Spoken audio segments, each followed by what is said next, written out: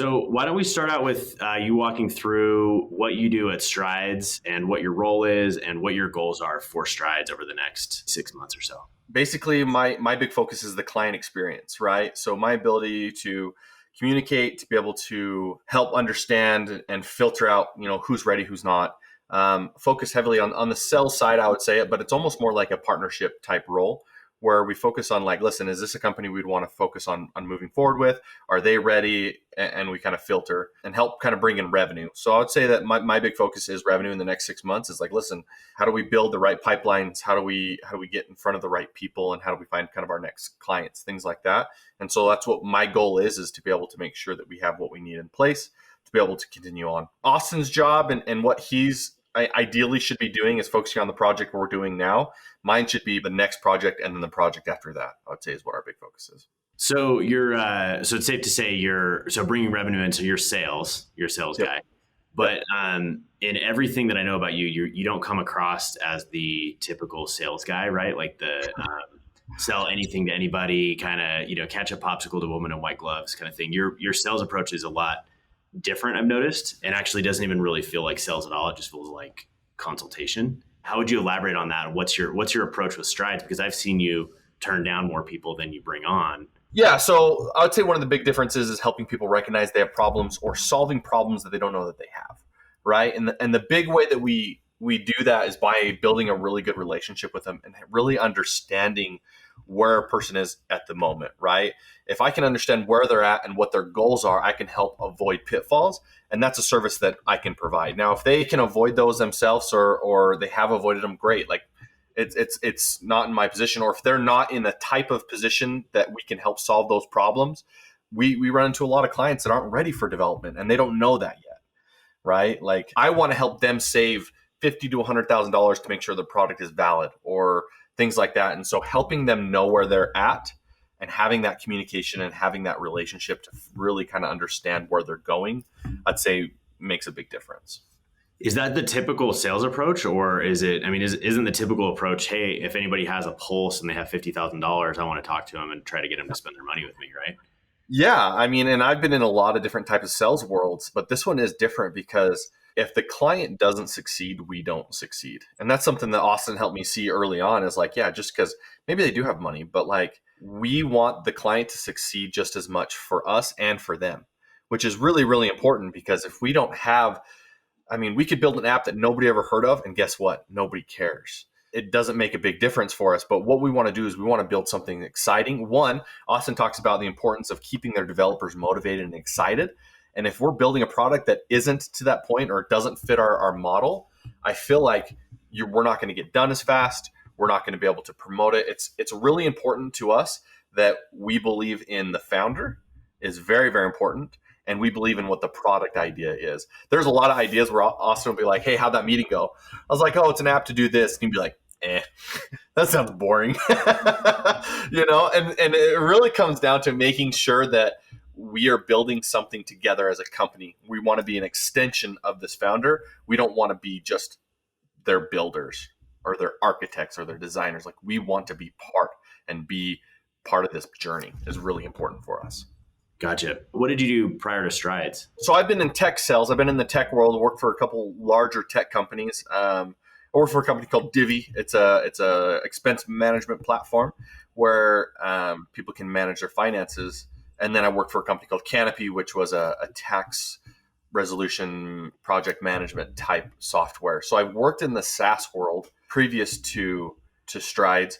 And you asked the question, is this different than other different things? And 100% it is. And it's interesting because although we are building a product, we are not in the product world. We're in the service industry where we're architecting, we're building. And so the sale is different because on these other sales, some of them are transactional, some of them are enterprise where you go through a few people. But in reality, once you build this, you're kind of done, right? Or once you sell this product, you're kind of done. Whereas in this industry, it wasn't that way at all. We really want to build really, really good relationships. And we're going to continue to maintain those relationships while we're building technically their baby, right? This is their company. And so it's not kind of a transactional type of sell.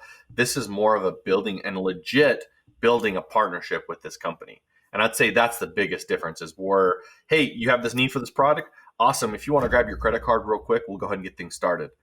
2, tell me about your vision. Tell me about the direction you want to go. Tell me who your market is, how much validation, and understanding the client is the biggest difference. We're going so much deeper than I've ever been in any other sale.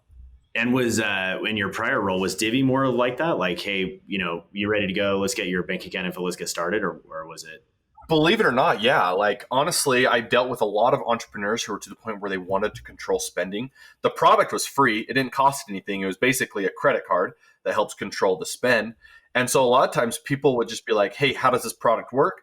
I would do a demo. I'd show them the capabilities and what it can do. And honestly, it was an incredible product. People were like, wait, this is free? Yeah, this makes sense. Awesome. What do we need to do to get started? And then we got to do it through lines of credit. And there was a process along that, but nothing near like trying to find the needs of a client who needs development. So in your height with Divvy, like how many conversations would you have in a week and how many clients could you close in a week? Just as an example. Good question. That's a great question. Honestly, a good day was 3 to 5 demos a day. If you could have that many demos on your calendar, which were usually 30 to 45 minute demonstrations where we show them. But the Divvy, it was a lot more difficult because rarely you couldn't just do a transactional, get a credit card and get started like maybe we did at Canopy or some of these other SaaS products. This was like, hey, awesome, you want to get started. I need all of your financials for the last 2 years. I need your EIN number. I need you to fill out this application. And then we send it to a credit team who then goes and evaluates their risk. And then they'll come back with what type of line of credit. So like I would be sending some of these every day. And then some of them would take a week. Some would take 2 weeks. Some companies were kind of sketchy, had some fraud companies come across. So you had a lot of moving parts in this where you just had to like deal with, okay, this, and being organized was pretty important. Be like, okay, this client is in this stage. Great. I got to do a demo for this client. So, I mean, 3 to 5 a day, you're dealing with 10 to 15 more opportunities, every week quickly, pretty often. Whereas in Strides, it's a lot more different because it's not as a transactional, like this is people who are investing hundreds of thousands of dollars, right? This is a decision that they have to make. And so we have to make sure that the communication and the balance is so strong between us. And so, yeah, I mean, you're trying to close 30 to 40 deals a month. Whereas like, listen, we're trying to find the right partner and trying to make that a partnership. And honestly, Austin and I did our projection, be like, listen, we need 8 to 12 clients a year is where I would say, Austin, we're pretty comfortable, right? Yeah. I mean, as our team grows, that's what we'd want for sure. And that's the thing is like, okay, once we get to X amount of clients, we're going to have to maybe bring on a few more developers, things like that. But that's so much different from closing 30 to 50 deals a month rather than, hey, let's just try and find the right partner. And it's kind of nice because we can be a little bit more picky about who we want to bring on. So what do you say that you miss about that more high volume sales world? And what do you definitely not miss? It kind of comes down to even my background so I did pest control sales, right? And we can get into this here in a second, how I actually got to know Austin. I've done pest control sales and I've done security sales. And door to door?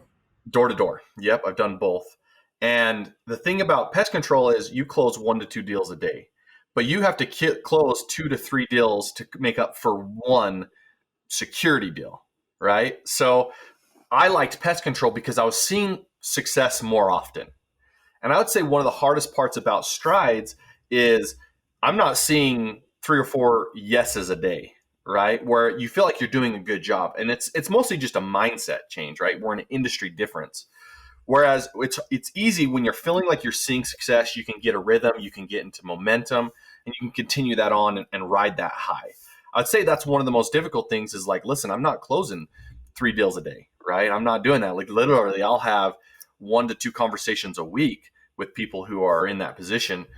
And the other thing is like, honestly, a lot of my job, and Austin and I talked about this at the very beginning. He's like, listen, it's not going to be a lot of sales at the beginning. I mean, Shane, how many times have we talked strategy? How many times have we talked like what our next steps are and how we're going to get into the different markets? Like I'm doing a lot more strategy and marketing than I am actually sitting in front of and selling someone. And so I would say that's the biggest difference is it's not as transactional, so you're not seeing it as often. Gotcha. And then what do you definitely not miss about from the new structure, the less transactional structure? What are you like be fine to never go back to? Obviously knocking doors, like that's we don't even need to talk about that yet.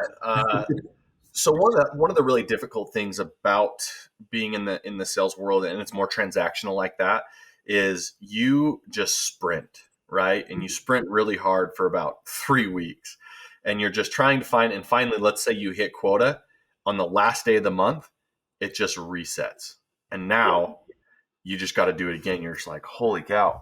And you'll see there's a really high turnover, especially for like an SDR or BDR position.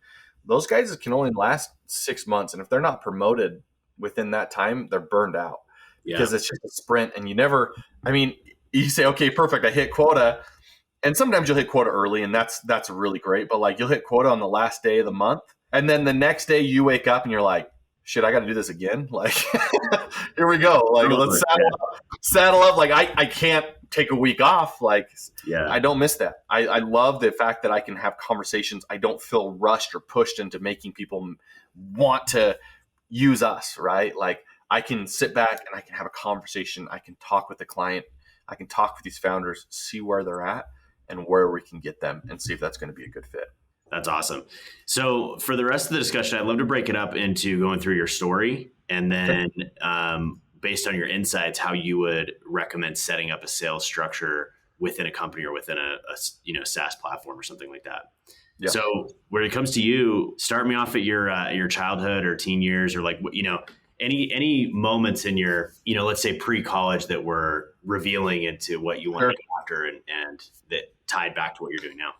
Okay. So I am from an even smaller town in Idaho than where Austin was from. Which is hard because Austin, Shelby's not that big. So I am from a little small town called Malad, Idaho, 2,200 people. We don't even have a stoplight in Malad. We have one 4-way stop and that's it. Wow. Just tiny, right? I grew up on a horse ranch. There was 100 acres. My dad was a horse rancher. We were a big rodeo family, as weird as it is. All my family are still cattle ranchers, right? I am the city boy who moved to Utah, to the big city, and now I'm in tech. But probably one of the most defining moments, and this is a super funny story because my dad won't let me forget about this. In elementary school in 3rd grade, Pokemon was big. Now, I never bought a Pokemon card in my life, but I got a couple. And I would trade for different things. And like I was a dealer, right? I would just find out what people wanted. I would get that and then I'd trade. And so my dad would just say every day I'd come home from school, I had something new. I could care less about the cards. I wanted stuff. So like one day I came home with a brand new lunchbox. My mom's like, where'd you get that lunchbox? Like, I traded it for it. I traded a Bulbasaur for it. She's like, I don't know what that is. Do I need to call that mom's parents? And I would trade, and to the point where I got a Game Boy Color, right? That was the shiznit at the time, right? It was a Game Boy. What was the first thing you traded? So nothing. Some kid gave me some free energy cards. Nice. Right? Like I had nothing. And I just like worked my way through like 6 months and I just trade my way through. And it was actually really, my dad always says, oh, you're doing that Pokemon thing. Even today, like I bought a motorcycle and I traded the motorcycle for a side-by-side. And it was like a pretty even trade. And my dad's like, hey, doing that Pokemon thing again. I was like, Dad, that was like 30 years ago, I swear.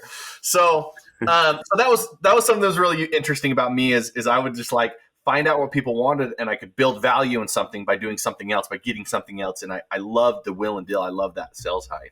That's cool. And so kind of moving on to high school, obviously I got away from Pokemon cards, but I worked I was a ranch hand, believe it or not. I hand stack sod every day. I was at a sod farm, learned a lot about hard work and working your guts out from before the sun came up till the sun went down, which is attributed to a lot of my success of where I've been. I was a big wrestler. Wrestling was a really big part of my life, just like Austin. It's something we share. My brother was a state champion. My dad was like a 2-time. My uncle was like a 2-time. Like my sisters were all like the managers. Like my family like lived, breathed, and died wrestling. I would come home. My dad would say, "What did you weigh?" I said I would tell them what I weigh. My mom would give me a cheese stick and orange. I would go downstairs while the rest of my family ate dinner. Then I'd come up. My dad we'd go over like competition. We'd go over my own, and we just watch film. It was like Friday Night Lights, but wrestling. It was intense, right? No way. Yeah, it was crazy. And I wrestled varsity all 4 years. I was a 4-year state qualifier. My junior year, I came in number 2 seat in the state, took 4th. My senior year in the semifinals, I lost by a point that I was confused by. I thought I was up. Most heartbreaking. Everything I'd worked for 17 years was gone at that moment. And that was probably one of the most defining moments in my life is I had worked for it, had all these expectations of what I was supposed to be, and I lost it, everything in front of us. And I know whether you believe in a divine power or whatever it is, I learned more from that experience than I would with a gold medal, which was huge. Is sometimes we have to overcome obstacles when we think all is else. And I was a 17-year-old kid learning this lesson. It was tough. It was crazy. And I would say that's probably one of the most defining moments is like, listen, sometimes we fail at life, but you can't let that just get you. Like you got to just keep going. Yeah. Point. That's cool. Yeah. It's hard. It's actually success can be a really bad teacher. I think, whether it's wrestling or sales or life in general, right? Yeah. Or the lack thereof. Yeah. So what happened after high school in wrestling? Yeah. So I went to Utah State for a year in Logan, Utah, and which is only like 45 minutes from Malad. So I went to Utah State. I think I did. I don't know. I think I signed up for classes. I don't remember going to any. It was like you lived in Logan. I lived in Logan. I was enrolled in classes. I probably went. Snowboarded probably way too much. Then I had a friend recruit me to go sell security. And I was in a pretty rough spot, like in Logan. I was really trying to find myself. And so I ended up moving to Memphis, Tennessee when I was like 18 years old and went and sold door to door for the first time. And I was awful. It was terrible. Terrible. So back up a second. For those listening that don't know about the door to door sales market, it's a pretty big thing in Utah. Describe the pitch, describe how they enroll you, describe the promises they make, and describe kind of what your headspace was in when you said, hey, I'm a 20-year-old kid, I'm going to move across the country and sell. Great question. And I just kind of assumed our listeners might know. For those that don't know, those guys that knock on your door, their lives are pretty awful. They work their guts out. So it's 100% commission. They don't get paid by the hour. They don't get paid by the door. They only get paid by commission. Basically, you're promised you'll go out to another state. They never want you usually to sell in the state you live in. They just want you to go out and focus for 3 to 4 months straight, just knocking doors. You literally wake up at 10, you knock doors until like 3, usually take a lunch from 3 to 4, 4 to 3 to 5-ish. And then you go out and knock again, and you do that 6 days a week. Am I missing anything there, Austin? No, that's pretty much it. It's brutal. It's brutal. And I sold in Memphis, Tennessee, and then Phoenix, Arizona for 5 years. It's 125-degree heat. You're not in air conditioning. You're freaking just getting drilled by the sun, and you're just grinding, right? It's just a grind. And are they just training you like to be like wizard expert salesmen, or are they? No, here's a little script. Go knock on that door and try it out, or what? Yeah, I would say that's the other thing is like, here's your script.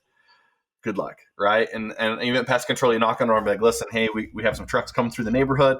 We've gotten a lot of calls about these certain type of bugs. If you want us to treat us while we're coming through, I'll do it for really cheap, right? That's the pitch. And they're like, well, how much is cheap? You're like, well, let me show you. And then you like go into your pitch and you kind of go to your next step. There's guys out there that can make over $100,000 in 3 to 4 months. Happens every year for almost every company. There's usually 1 or 2, right? So the guys who are pitching you that are like, hey, you're going to go out and make $100,000 as an 18-year-old kid knocking on doors because this guy did, right? Whereas at the end of the month, you're just like, hey, they're like, hey, you owe us for apartments. And you're just like, oh, man, And so in reality, a very, very, very few people actually make money doing it. If everybody made money, everybody would do it, right? If it was easy, everybody would do it. And so very few, I would say less than 10% of people that actually knock door actually make really good money. I'd say 15% make decent money, and then the rest just don't make any money. Is how it works. Gotcha. And so how did you do? Awful. Yep. Terrible. I did terrible. Just to be pretty honest, like I did terrible. Like my first year, I sold like 25 accounts, which is, maybe that's okay, but I was terrible. Right. And Austin made a really good point the other day. Most kids do it for 1 year and then they're done if they don't do good. Right, Austin? Yep. It's usually one and done. Yeah. kind of Well, thing. everybody will do it for 1 year usually. And if they don't make a ton of money, they'll never come back. Yeah, I came back just like Austin because I had like something to prove. I knew I was good at it. I knew that I could do it. I didn't execute it well. I did end up leaving for an LDS mission where I gave up 2 years of my life to just kind of go out and serve people and preach the gospel for 2 years, which is very common in the Utah, Idaho area. So I did take that 2 years to go to Minneapolis, Minnesota, and continue to knock doors and ride bicycles and So you went from door to door selling alarms to door to door selling religion. the gospel. Yeah. Yeah. And I don't know if that was a good transition because I had a lot of attitude on the doors. And when you're trying to represent an organization or a church, it wasn't great. And it just kind of took off on me one day. I just knocked on the door, and the guy I was with usually was like, "Hey, we're sharing a message about Jesus Christ. Would you like to hear?" And they're like, "No, you're dumb." He's like, "You're dumb." I had like a lot of attitude on the doors, which I probably shouldn't have. But it taught me, a great principle of like kind of forget yourself and just kind of serve and stuff. I would say that's one of the big experiences I learned is just serving people. And I feel like that's so big, whether you're religious or not, like the ability to serve and do kinds of charities and things like that. Like, I think that's really big in overall success. What did you bring over from your door to door sales into religion sales? The ability to start a conversation, right? The ability to build common ground with somebody enough for them to listen to you just for a few seconds, right? And I felt like that actually went really well. Is I would just go by and be like, "Hey man, is that a CRF 450 dirt bike?" And I'm like, "Yeah." And be like, "Dude, I had one." They're like, "Really?" I was like, "Yeah, an 06. Are you having problems with the carburetor?" They're like, "Yeah, I am." I was like, "I know, me too." And now we have this conversation that we can have, right? And be like, we talk and be like, "Cool, man. Hey, sorry to bug you. I was just actually in the neighborhood. We're going to be doing something." And that person's way more likely to listen to you regardless of what you're saying because you just built a relationship with them, right? And that's something that I've been able to do my whole life. Gotcha. That's cool. What did you get into after you came back from your 2 years of service? Yeah, so I came back, went to school. So I got accepted, went up to Rexburg, Idaho, to BYU, Idaho, and I started a degree in business, emphasizing in marketing. Was an awesome experience. They actually have a lot. The dean of BYU, Idaho, was the Harvard dean of business school at Harvard, and he brought a bunch of teachers with me, and I'd say like 85% of my teachers were like Harvard grads. So I got actually a really, really cool education at business with an emphasis in marketing. I met my wife, which, by the way, I would like to say, my wife is way too pretty for me. Right? Nice. It's like an outreach program. Like people look at us and they're like, "That doesn't make any sense." Is it an outreach program, or are you just really good at sales? And that's what it is, and that's what I'm coming down to. Is like, I think I sold my wife on me. Like, it comes down to it. Even Austin gives me crap out all the time. He'll just be like, "Dude, I don't understand. It doesn't make any sense." Right? So I met my wife there. I sold her on me, which, listen, if you're trying to figure out if someone's a good salesman, I want you to take a look at their wife and see if they outdid themselves, because that says they're a good salesman. But that's not true. That's shallow, but it's always my joke to kind of get people laughing. But I had a best friend who went out and made a ton of money in pest control. A best friend I've known since we were basically in diapers. He went out and made a ton of money in pest control, and they partnered with him, and he convinced me. I was like, there is no way on God's green earth am I going out to sell again. Like, no way. He's like, "Dude, you can do this. I promise you'll be successful." And he talked me into it, and I went out and sold. And I went out and did for like a little break, and I did okay. It was only for like a 6-week break in between semesters. But then I went out the next summer, and I actually did really, really well. I sold really well. I had a lot of fun, saw a lot of success, and I made pretty good money. And so they offered a partnership where I could buy basically a franchise, where I could own 20% of a franchise. And things were good. Like, my life was set, right? And that's the point where I met Austin. He came and sold for one of the other franchise owners. The company started doing some things that were a little bit uncomfortable for me and a few of my partners. And so we decided we wanted to leave. We're like, "Hey, we just want out. We want to, kind of move on." And they're like, "Cool, well, you can walk." And we're like, "Well, we own equity in this company." And the company appraised for $9.2 million. It was a very successful company. And at that point, we got into an incredibly ugly, very personal lawsuit. It wasn't so much personal for me, but my best friends, my two best friends that I had grown up with, both were in the lawsuits. We were trying to get out of this company, and it was very close with the other people, and it was the most ugly lawsuit. The company was ceased and desisted, and I basically had to start my life over in 2016. Wow. Right. Because I thought I was set, right? Because we were making good money. We had a good future in front of us. And then this happened. And so I picked up a job at Ashley. I moved to Utah. I picked up a job at Ashley Furniture, and I just started selling furniture and beds, right, while this is going through. And I did really well. I was the top salesman in all of Ashley Furniture is a huge industry. I don't know if you knew that, but like I was like number 1 or number 2 in the whole country. Wow. And so in 4 months, they promoted me from a sales guy to like a store manager. And so they're like, here's the deal, Bowdrie, you're making really good money. Let's give you a $45,000 salary and you can't get any more. And I'm going to work you 70 to 80 hours a week. And I was like, It's a good deal. cool, here we go. And I did it. I was dumb because like the problem is, and I was just laughing, but the problem is like sales is so this, right? If you have a good month, you're living on top of the world. But if you're down here, I had a baby on the way. Like if I ever had like a bad month or lost focus, I couldn't provide my family. So if someone could put me right here and keep me at the same, I was like, great, I'll take it. So I worked 60, 70, 80 hours a week, worked my guts out. I was like, I can't do this. So I applied for an MBA program. I got in. And the day I was starting to get a down payment for a townhome down in the school, I got a call from Canopy Tax, which is software, to come and interview for a position that just opened up. And so I put all my classes on online and I went and interviewed and I got a job at Canopy. And so I had gotten into tech at that point. I was doing my MBA at the same time. And so I was doing my MBA, I was working at Canopy, and I thought an MBA is not going to help me in tech, and I will never leave tech. Tech is where it's at. It's where I'm comfortable. It's the perfect life balance. And so I withdrew from my MBA with 14 credits left and sold full time and just kind of dove into the whole tech world. And that's where I got to the tech.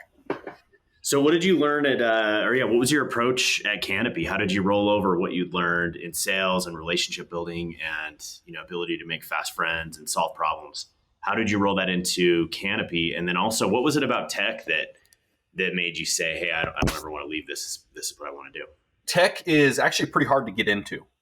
It's there's a pretty high barrier to get into a tech company, especially well-established ones, because they actually pay really well. You can make really good money, enough to live comfortably. And they have an incredible work-life balance where you can spend time with your family, basically have kind of your own accountability. Like, listen, here's your job, do your job, and we're not going to bug you. Do a good job. That's what it is. And that's kind of the mindset is. I mean, sure, there's ping pong tables and there's unlimited paid time off and all that garbage. But in reality, it comes down to like, hey, I trust you to do your job, do it. And if I do it, then great. If not, like, let's have that conversation. And I've kind of succeeded in that. Like, that's where I felt really comfortable because I've always felt like I've done a really good job, especially when it comes to quotas and things like that. So Canopy was a tech startup that basically I got in very early in on it. They gotten up to like 60 million in funding, even maybe 120 by the time I left. I can't remember, but they had I kind of grown with this company from a very early startup. And some of the ability and skill really just comes down to building relationships. So these are accountants that specialize in IRS representation. So when IRS comes after you, what do? Right? You go to an accountant and they file all these things.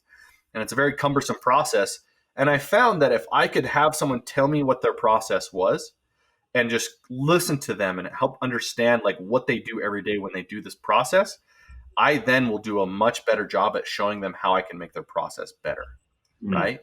And so that's one thing that I learned really, really well is like, listen, if I can understand what my clients' problems are, and if you really want to be a good salesman, you help them see what problems maybe they don't even know, right? You're most successful when you're selling a product or a service is helping your clients see that they have a problem that they're not even sure they knew they had about.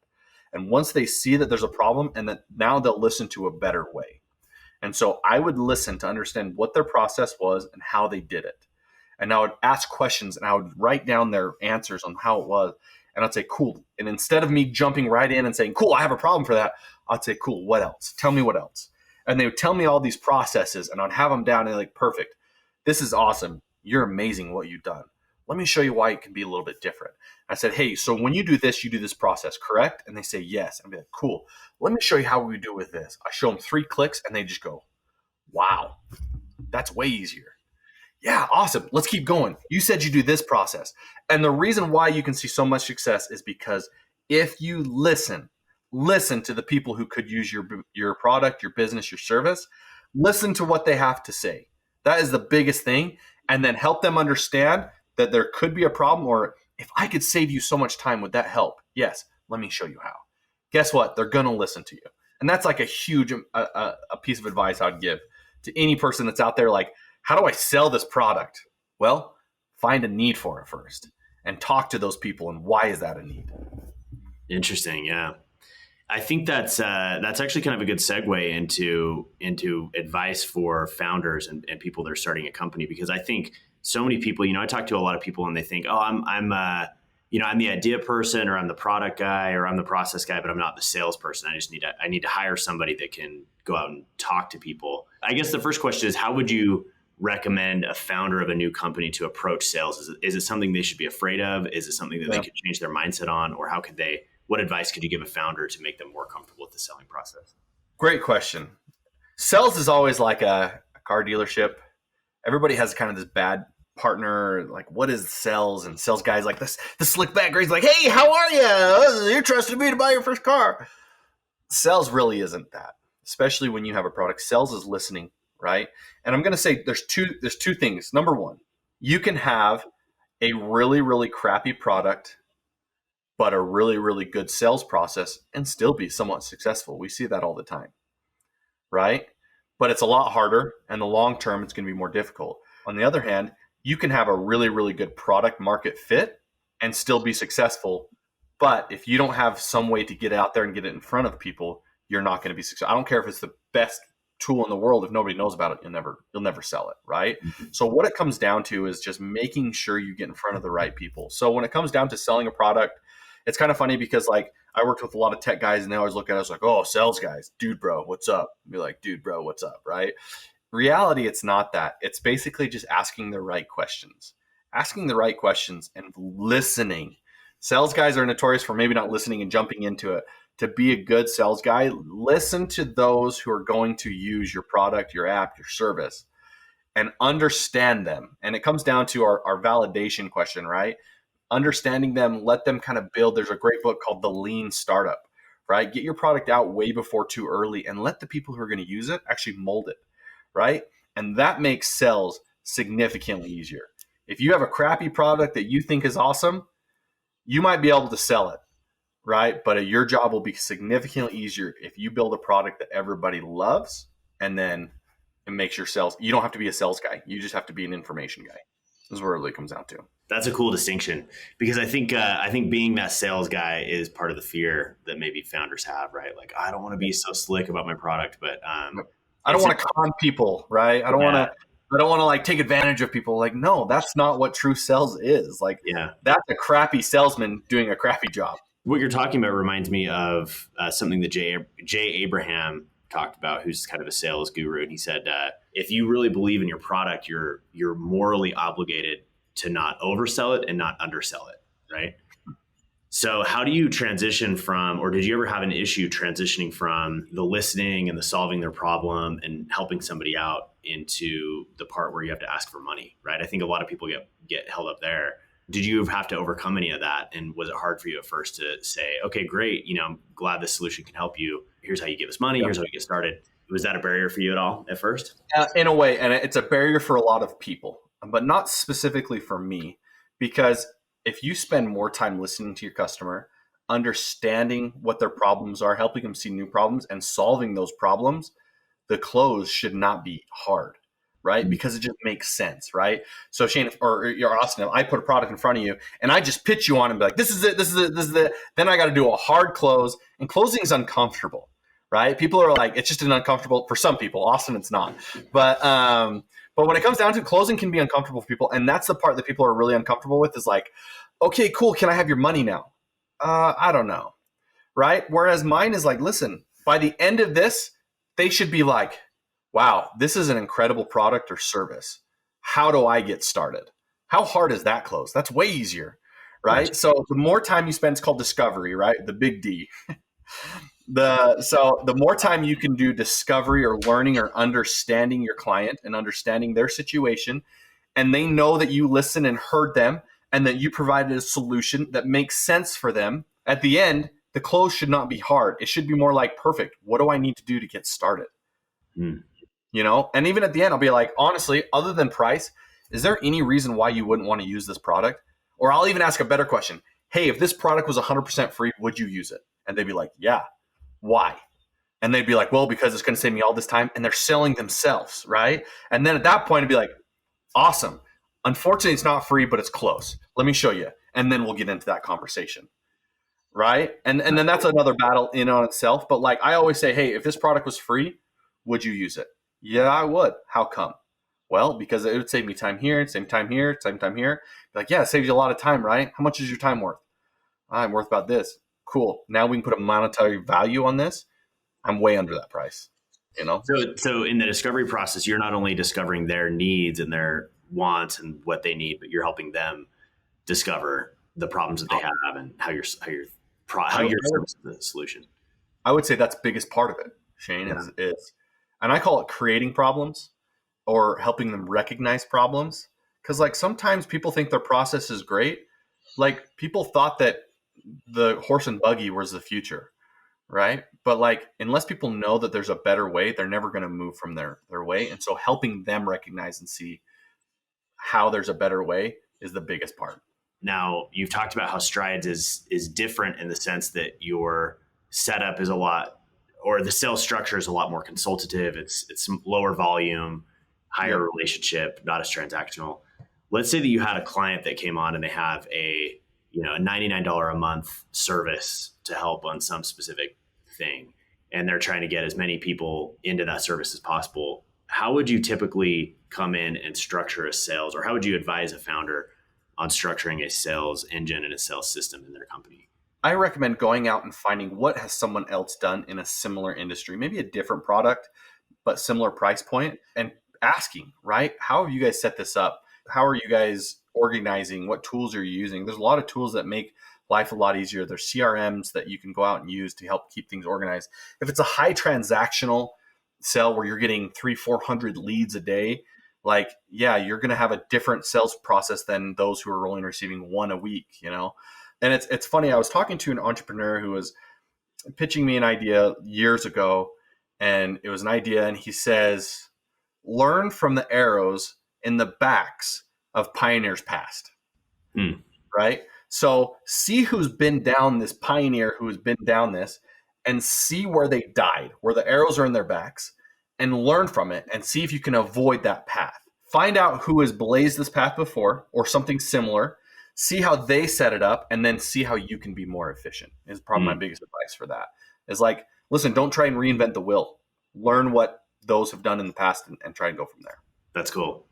And just for fun, can you describe what's a typical tech sales ecosystem look like? You mentioned SDRs or BDRs and closers and appointments. What's the typical structure in the tech? Typical structure is marketing builds some type of a funnel to get you leads, right? So a lot of the leads that we would get were offers, whether they're gated content or something. So people, free trials, they're trying your product out. And then those leads would come in and be distributed to a team called SDRs or sales development reps, or BDRs, business development reps, or ADM, account development reps. They're all the same thing. You choose which one you want to call it, right? So BDR, ADMs, or SDRs. So those guys are kind of your gatekeepers. They're going to filter. So they're going to call and then make sure that they're the client they're going to disqualify or qualify them. If they're qualified, then they're going to set an appointment for a demonstration. Now that will be moved to an AE or an account executive will then schedule a time on their calendar. They'll jump on some type of a Zoom or an Uber conference, and then they will demo them the product, listen to their situations. If they're really great, then they will close the deal, and they usually have a process to close the deal. Once that deal is closed, then they'll move on to an onboarding team, which is usually a support team. That onboarding team, and then you have support teams that will then manage the accounts for any issues and stuff like that from them. But then the sales team moves on. We really don't ever hear from that person ever again, for the most part. Make sure you have a good process in place because things can fall between cracks really, really quick. I will say that's the hardest part of setting up a sales organization, is setting up a good process to make sure that you have a funnel of clients that come here. How do you get them here and don't lose any between the cracks, right? So make sure you research a lot of good products. I've used Salesforce with these bigger industries. I'm familiar with Salesforce and HubSpot. Smaller ones, you don't have to. HubSpot has a free version, right? If you're just getting started, see what your competition is using and see what their process is, and then see if you can't copy that, because trying to do process from scratch is going to be really difficult. And there's some people that are just brilliant at it. And if that's something you're good at, awesome. If not, try to find out who's done it and why they've been successful. So if anybody is interested in working with Strides and wants to talk to you and wants to go down the route, but they're afraid of getting the hard sell and they're afraid of getting pressured, what can somebody expect if they reach out and they set an appointment with you? And are they gonna get the twist your arm to make them build an app? Or yeah, we're gonna force them. We're gonna get their credit card on the first call. No, really, what this conversation is gonna be. I just want to know you. I want to learn about you and your idea, and like I want to see your passion. I want to know that you're excited about this project and why you're excited and what got you here. I'd say that's kind of the biggest conversation, is like, listen, let's learn about where you're at, because that's a really big part for Austin and I, is like, we want to work with rock stars, right? Like that's what it comes down to. And so, go be that person and come prepared, tell me why your idea is a good idea. What steps you've taken. You've set aside a budget. Honestly, that's one of the big things. If I could share one information, and I want to get this out right now. When I ask what is a budget, that is not a salesman saying, cool, I want to max out your budget. Austin and I have this conversation all the time, because when you go to a car and a car salesman says, what's your budget? And you say it's 20,000, they're thinking 35,000 for sure. Yeah. That's not us. People are like, oh, I don't know how much it's going to cost. Well, here's the deal. You can tell us to build this app and we'll design a $3 million app. But if you only have $50,000, we're having a disconnect. So if you say, hey, listen, we're trying to budget this thing at $50,000 to $120,000, Austin and I and our team can then go in and design an app that fits your budget. We respect your budget. We're not trying to push your budget. That's the biggest thing. If you can be open with me and say, hey, this is what I think, this is what we have set aside, awesome. Let us design and build an app that's within that budget. Because if there's a disconnect or a miscommunication and we don't know that number, how are we supposed to build what you're available? I don't want to get 3/4 of the way done with an app and say, oh, by the way, that was our budget. We're not done. Like, your app's not going to launch. We still have to do things. And we don't want to be that bad guy, right? We want to make sure. I mean, Austin, can you attest to that, right? Like, we have hours of conversations on that, just that alone. Yeah, it's super important just for like transparency. I mean, at the end of the day, like our overall goal is just to not waste anybody's time. And you hit it on the head. If you're like, okay, go scope this out. I mean, we're creatives. Like, what we're going to do is we're going to create the most ideal solution in the entire world, but it's going to cost a lot of money. If you're upfront and say, hey, I've only got $100,000. I mean, now I can go build you a $70,000 product and start to add features on top of it once we get it out. So, yep, it's huge. So when you come talk to us, don't be scared to share what you think a price is going to be or what you want to be. And if it's $3,000 or $5,000, that's okay. We can have a conversation. We have other options that we can help you get to the point where, like, listen, this app's a lot bigger than you think. You're going to need funding. How do we get funding?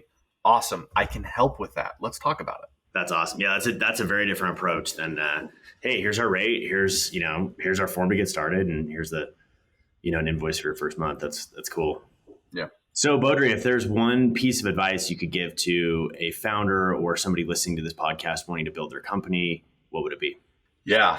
Here's the deal. I have a quote. I don't know if I made this quote up or if I've heard it. I'm sure there's similar quotes out there, but we're going to say it's Bowdrie Price.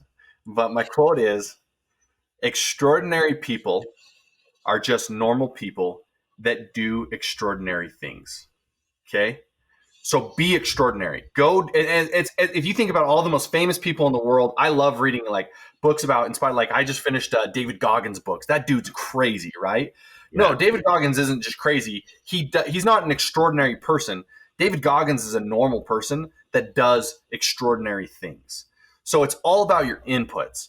And we've had these conversations before.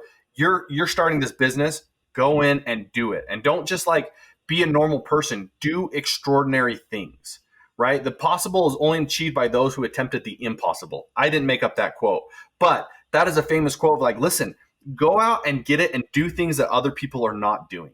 Because if they're not doing it, there's a reason, and that's what's going to make you different, and that's what makes you extraordinary. I want you to think about all the extraordinary people that you've ever heard of in history. It wasn't who they are, it's what they did that made them extraordinary. Martin Luther King, right? He was an extraordinary person because he did extraordinary things. You know, there's just so many that I can use an example of. So as you're building this business, be extraordinary by doing extraordinary things, right? Go on and just be a rock star. That's just my biggest advice. Like, this is your baby. If you validated it and you know it's good product market fit and you're excited about it, what is stopping you from being successful? That's all that I have to say about that. And you forgot one thing. If one of those extraordinary things is building an app, use Strides, obviously. Talk to me. I want to hear about it. Call Bowdrie. Call me. My number's on the website. Book a time. Guys, I'm a pretty fun person. Like, I don't want you to get nervous about a meeting with me. Like, I literally we have fun, we laugh, we joke. I'm always just curious on what it is. So it's super low. It's like, it's really low maintenance, low pressure. Yeah, low pressure. Thanks. And it's very low pressure. So just come on, jump on the call. I'd love to hear what you guys are doing. I'm excited about it. Cool, man.